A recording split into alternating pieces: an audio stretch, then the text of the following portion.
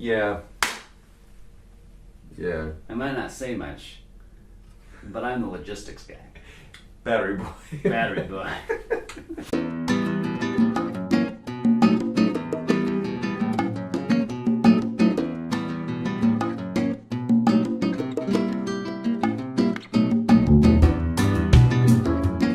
Let's drink some wine. Hi everyone, I'm Bryan Hinschberger. I'm Paul Hinschberger. We're the Wine Brothers, and any big wine geek will tell you how fantastic We are. we are. Not where I was going. Oh. We'll tell you how fantastic Barolo is. Yeah. And today we're going to have the wonderful estate from Bon Vivant called Ferdinando Principiano. Ferdinando Principiano is this just stellar human being. He's a third-generation winemaker in Barolo. So when we think of Italian wine and we think of the B's, the big B's, you got. Our dad used to call me Big B. Mm-hmm. Barolo, Barbaresco, Brunello. B's are important for big, expensive, wonderful wine. And Barolo, I would say, is arguably the king of it all. This is up in Piemonte. So Piemonte, northwestern Italy. And you have this gorgeous zone. I mean, the famous zones of like Alba and Asti and the Langhe, which kind of surrounds it all. You have Barbaresco. Actually, you have Barolo and then Barbaresco. Barolo's a little bit more west than Barbaresco. And Ferdinando's family has been farming all these beautiful grapes for a very long time. And I guess we'll start though with a Dolcetto. So he's like, there's two kind of Barolos, this big area, and down on the southern portion you have the Serralunga d'Alba on the east side, and right kind of in the center is the Monforte d'Alba. And there is a ravine that kind of comes up down between these two hills, and that is where their plot sits. So all of his fruit is coming from pristine, amazing area where the grapes are worth millions, and and this is his kind of fresh entry Dolcetto. It's called Docet. Docet is the local dialect word for Dolcetto. Paul, what do you think of this? I love me some Dolcetto. I love me some Docet. It's really nice.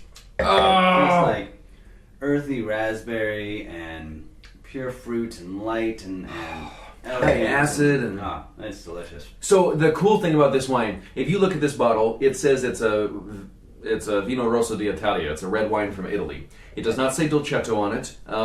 That's because the alcohol is so low.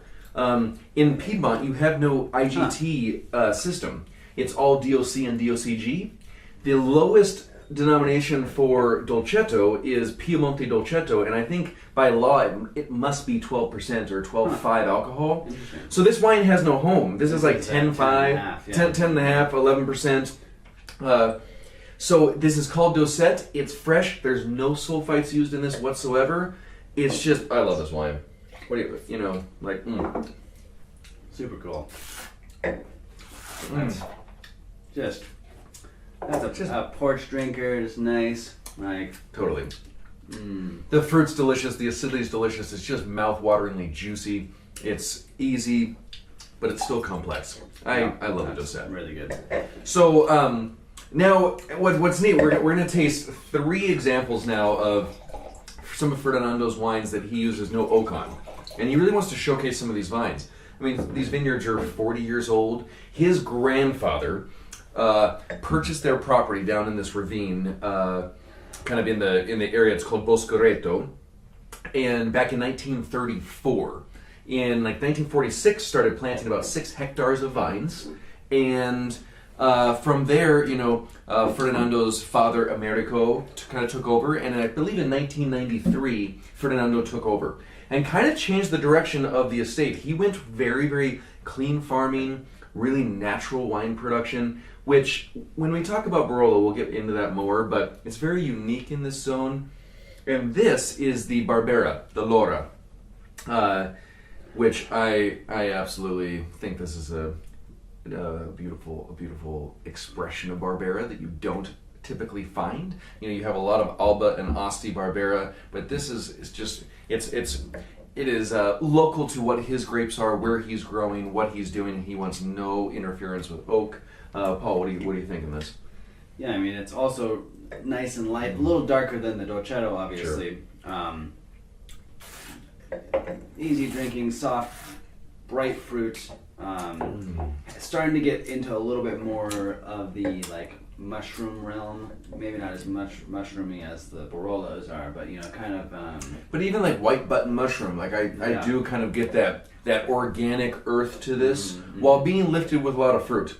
It's really pretty. I always love this wine. I think it's elegant, it's delicate, it's super pretty. Yeah, I think it's awesome. Yeah, for sure. Named after Laura. Laura is his daughter, and yeah, Ferdinando. He's this outstanding guy. And I have a new daughter. You do have a new daughter. Oh, she's so sweet. You need to make a wine called Edie Jean.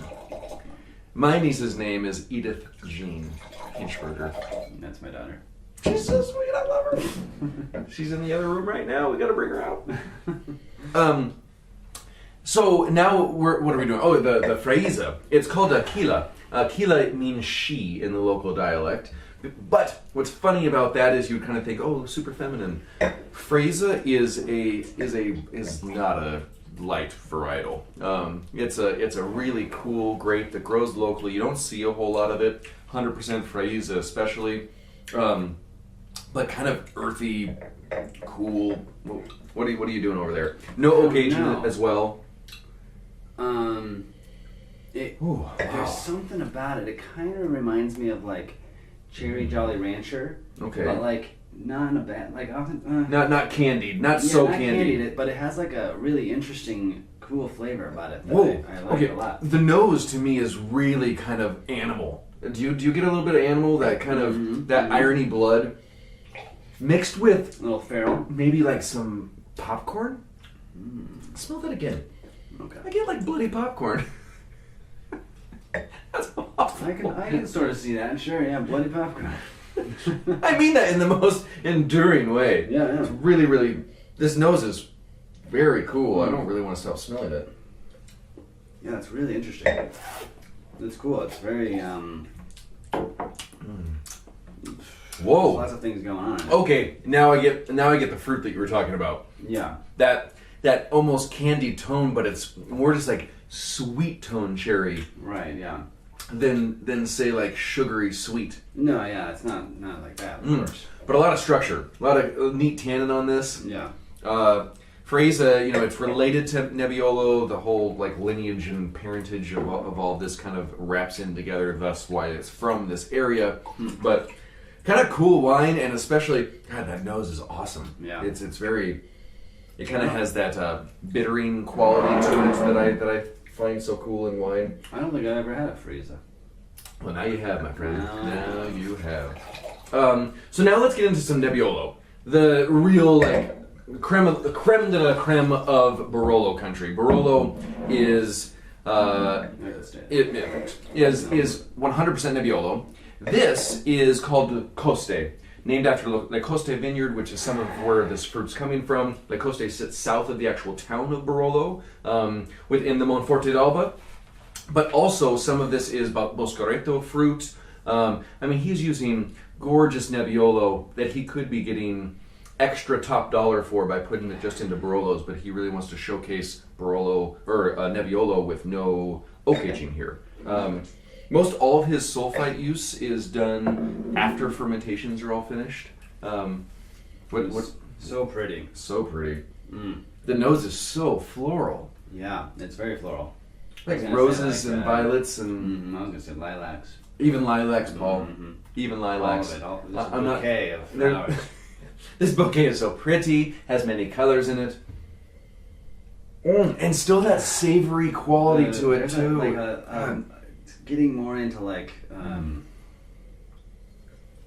oyster mushroom, like a really cool. There's definitely a mushroomy character still in this.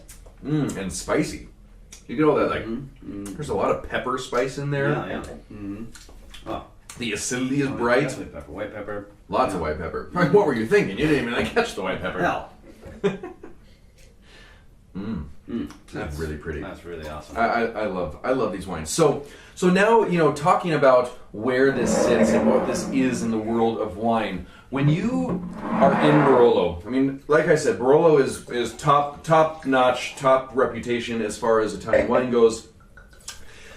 When you drive through Barolo country, the thing about it is you see vineyards everywhere. I mean, they're packed in because why? You want to utilize all that land so you can turn it into money, make wine and into money, no matter what the land really is. Because it's this big old area, and even if it's a crappy disposition to the sun or a crappy little portion of poor soil, you're still going to plant it, even if it doesn't make the best fruit. It's kind of the thing with Italy that is not always the best, because as long as it's in that zone, you can call it Barolo. Nice.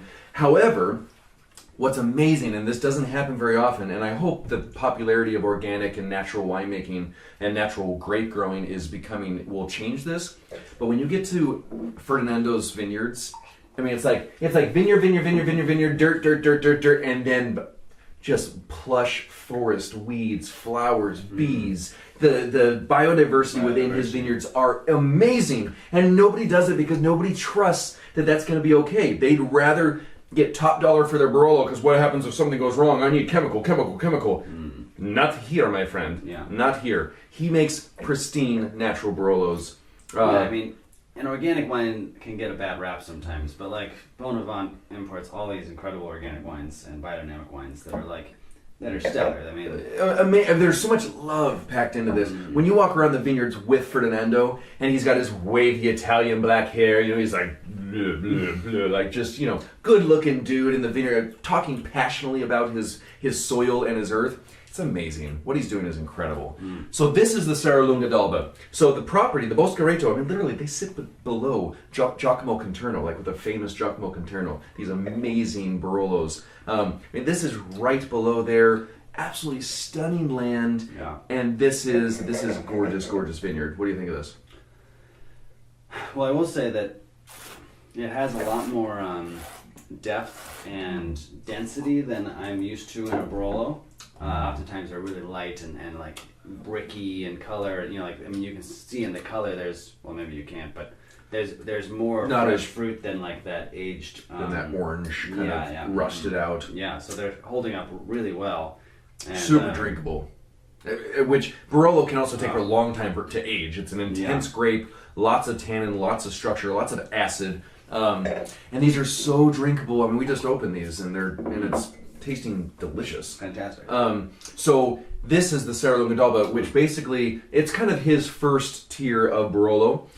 Goes into 20 and 40 hectoliter old Slavonian barrels, which is awesome. And he doesn't, like I said, doesn't add sulfur until like day 21 typically, and really, which I don't know the significance of that, but that's about when he does it. But such a beautifully structured Barolo with lots of grip, lots of tannin, but approachability, which I think is awesome. Sometimes Barolos have the rap that they need to spend years before you can drink them. And granted, I suppose this... That would easily age for much longer time. I mean, it does need some time to really express it, but it's really great. Totally. And then we'll drink his Rivera vineyard. Rivera sits on the south side. Like, if Barolo is a big circle, which it's not, it's on the very bottom portion where Monforte d'Alba, the kind of hill that comes up here, it's on that lower slope. Very important vineyard for, Barolo has all these crus, and this Rivera cru is fantastic for Ferdinando. The intensity on the nose is there. It's really cool. This is 400 liter used Slavonian oak. It's barrel with oak. What do you get here? Wow. I mean, the finish is just going on forever. It's got that like classic Barolo. Didn't spit that one. Classic Barolo, like earthiness, mushroomy white pepper, pure fruit though. Flowers. Flowers. It's very, very elegant. I'm kind of eye-watering right now. This is excellent. Wow. This is why Barolo is exclaimed to be what it is. This wine is sexy beyond sexy. It's absolutely stunning in every sense of the way, from the beginning to the end. Really beautiful. Yeah. Oh my God. Wow. And it's natural. Like, these wines are farmed naturally. There's so much Barolo you can find that is not in this style, and I love this about his wines. I love this about what he does. Wine's truly extraordinary. Indeed. So find these wines. Find Ferdinando Principiano. Drink more Barolo. It's not cheap, but drink more of it if you can. Yeah. But the grapes of this area are stunning. That's why Piemonte has such a wonderful reputation in Italy. But until then, cheers.